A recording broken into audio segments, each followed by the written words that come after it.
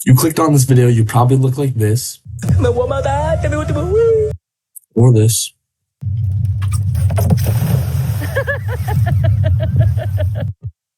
and probably this.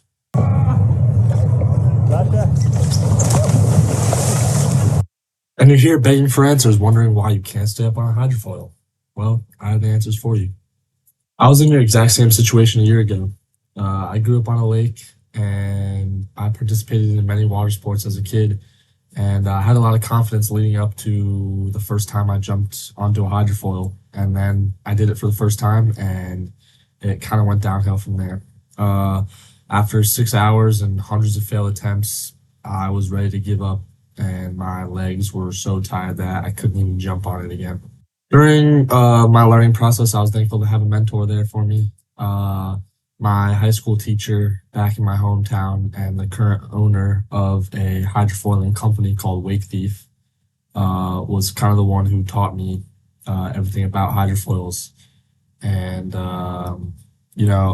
after a while, after pumping for a while and failing for a while, I finally asked him if he could explain to me how this thing actually worked, how the hydrofoil actually worked and the science behind it and why it's doing what it's doing.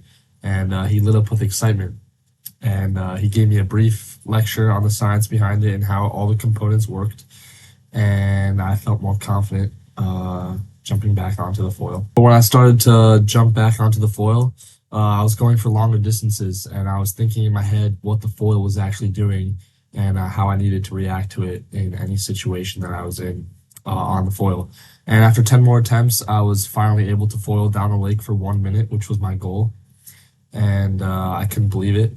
I realized that question that I asked of how the hydrofoil actually worked is exactly what my teacher wanted me to ask him.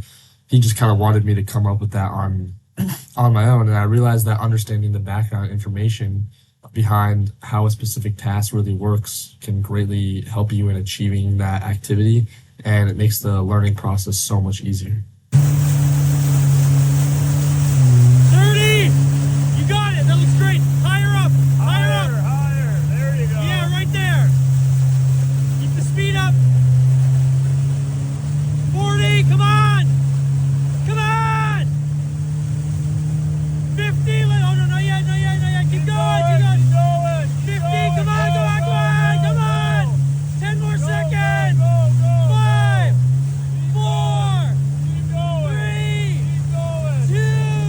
1! Yeah, baby! Yeah! Woo! Well done, dude. Well done. So what I'm trying to explain is that if you learn the science behind the foil and its components and how it actually works, it will make your learning process so much easier. I'm going to explain why now. If you didn't know this already, hydrofoils can be ridden in many different environments, such as flat foiling on a lake, riding behind the wake of a boat, or even riding the waves in the ocean. Because of this, you can change the size, length, and shape of all the hydrofoil components that are provided in this diagram.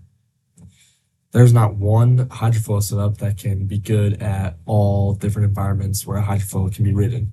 And because of this, you need to know what parts you need to fit your rider preferences in the environment that you're riding in.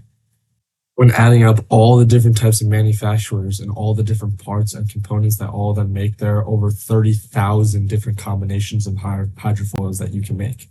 So getting back to my argument from before, if you understand the science and how each component of the foil works, you will be able to buy the proper components for your foil that will fit the environment that you're riding in. Therefore, it will make the learning process easier. If you are free foiling on a flat lake with no waves, but you're using a hydrofoil with components that are meant to ride behind the wake of a boat, it's just going to make the process harder, and you're just going to get more frustrated. The proper setup makes much more of a difference than just having natural talent and learning techniques, because having the proper setup will just make it easier. So don't make the same mistake that thousands of other beginner foilers are doing by riding on the wrong components. And by listening to the rest of this video and learning the science behind each part and how they all work, you will be able to build the proper setup that you need for your preferences. So here I have a hydrofoil that I'd like to show in real time, just to demonstrate all the parts put together. And the first part we're going to talk about is the front wing, which is one and the same as the rear wing and stabilizer, which is responsible for most of the lift generated, so it allows you to glide over the surface of the water. Hydrofoiling is done by creating a lift force strong enough underneath the water to lift up the board and the rider on it. Once your velocity reaches a certain point, the foil's wing will produce enough lift to make the board glide above the top of the water. The main factors affecting this lift force is your speed and the angle of the wing and the shape of the wing underneath the water when you're pumping. When you increase the angle of attack, which is the angle that the wing sits beneath the water, you will be able to generate more lift, but you will go slower because that added angle will increase the drag that your wing experiences against the water. This is because as you increase the angle, more surface area of the front of the wing will be exposed to oncoming water that you are hitting as you are moving forward, so it will create more of a drag against you as you pump. While the increased amount of drag may seem concerning, the increased angle actually makes it easier to pump the foil up and down because more lift will be generated. You will be exerting less energy, so you will be able to pump for longer, but at slower speeds. The exact opposite happens when you decrease the angle of the wing. You will go faster in the water because the wing will experience less drag because less surface area will come in contact with the water as you go forward, but it will be much harder to pump and stay up because the lift force generated will be less. Pumping is the motion you create when on the foil. We can do this by putting weight on our front foot to pump down, and when the board is about to hit the water, we put weight back on our back foot to pump back up and generate more lift. You keep doing this repeatedly in a rhythm and a cycle, and you will continue to go forward and build momentum. The other factor affecting lift is the actual shape and length of the wing. Aspect ratio of the wing is the measure of how long the wing is from tip to tip, which is called the span, compared to the width of the wing, which is called the chord. By changing the aspect ratio of the wing, we can change how much drag the wing has against the water. A wing with a high aspect ratio is long and narrow. This wing will reduce drag in the water because the surface area is spread out across a longer distance, allowing you to go faster and glide for a shorter period of time. A wing with a low aspect ratio is short and narrow. This wing will increase the drag in the water, making you go slower, but you will glide for a longer time. Beyond the wings, there are a few more parts that affect the performance of the hydrofoil, and one of them is being the mast. The mast essentially sits perpendicular in the water and connects the front and rear wing to the board of the foil, which sits on top of here.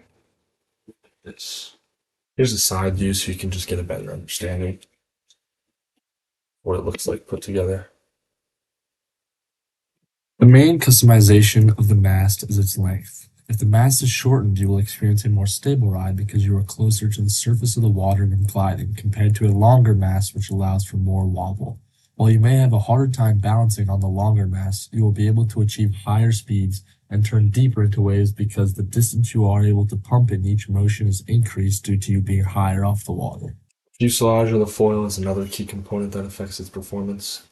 It's right here. It directly connects the front and rear wings together and then connects directly also to the mast, which kind of makes the whole thing put together in unison. The fuselage is the part of the foil that connects the front and rear wings together and directly attaches to the mast, making everything connected in unison.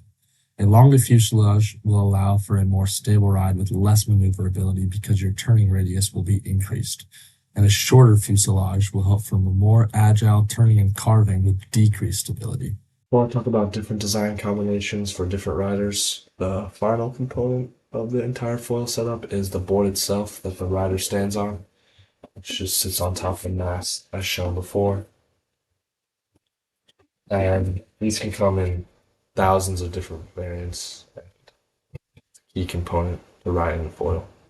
A longer board with more surface area is more forgiving when the rider is pumping. You are able to have your feet at a wider stance, allowing for more stability. Once a rider masters their balance, they can transition to a smaller board to increase their maneuverability. When I first jumped on a foil, I was using a smaller board that gave me less forgiveness and stability, which made it harder for me. Now that you understand the science behind foiling and how each component can be manipulated, it's time to talk about some specific combinations that specific riders can use in their different environments. When I mean specific riders, I mean that not every rider is going to be learning in the same environment, but it's also impractical for me to explain every different combination for every single environment there is for riding a hydrofoil, so I'm going to be talking about the main three. These three types include, but are not limited to, foiling on a flat lake, foiling behind a boat's wake, and foiling in the ocean. For a beginner looking to free foil on a flat lake with no waves, the best possible wing is a high aspect ratio wing that sits at a higher angle in the water. This way we reduce the drag with a high aspect ratio, but also generate more lift from a higher angled wing. You will want your mast to be a medium or small length to allow for a smooth ride that is stable. A longer fuselage will add to that stability because maneuverability and turning radius is not a concern, as you are likely just pumping around in straight lines with no need to carve into waves from boats. A wide board will let you keep your stance wide so you have control over the board, and it's easier to hop on from a dock or elevated surface while staying comfortable during your pumping session. Now transitioning into a harder way of foiling, which is behind a boat's wake. If you are learning this way, you likely have tried other water sports before, such as wake surfing, because you have access to a boat or some sort of watercraft that creates a wake. The wake from behind the boat will help generate most of the lift the wings create. Since this is the case, a lower aspect ratio wing that sits at a lower angle can be used. You will need to apply less effort because of the help from the wake behind you, and the lower aspect ratio / angle of the wing makes the ride smoother and faster. A shorter mast is recommended for overall stability so you can be closer to the surface of the water and adjust when you make a mistake or the wave changes size. A shorter fuselage and board are necessary so you can have more maneuverability when carving into the waves while the boat is changing direction and making the experience more exciting. Finally, ocean foiling is the most unique type of foiling. Similar to riding behind a boat's wake, the ocean swells create most of the lift, so a low aspect ratio wing sitting at a lower angle can be used. A longer mast will be needed to be able to glide over the larger waves that the ocean produces compared to a boat's wake. A shorter fuselage can be used to make it easier to maneuver and turn into waves and adjust when switching waves and swells. The longer mast and shorter fuselage make it hard to balance, so a larger and thicker board will help add stability to the setup because you will be able to achieve a wider stance, keeping you more comfortable. As you can see, understanding the functions and science behind each part of the foil makes the purchasing process of your first foil so much easier. You not only save money and ensure that you are buying the right foil for you, but you also make your own learning process easier because you have a customized foil that tailors to your exact riding preferences. Once you figure out the proper components to your foil setup, the next step is to purchase these parts. As you probably already know, hydrofoiling is a very expensive hobby. Fortunately, there are plenty of websites that offer affordable parts for great quality. Companies like Lift Foils, Slingshot, and Takuma offer starter kits on their websites that come fully prepared to your doorstep. These kits have all the component combinations I mentioned above, and you can exchange parts if you need to tailor to your preferences. When first starting your hydrofoiling journey, you don't need the nicest parts. The best way of learning is buying affordable parts and upgrading them as your skill level increases.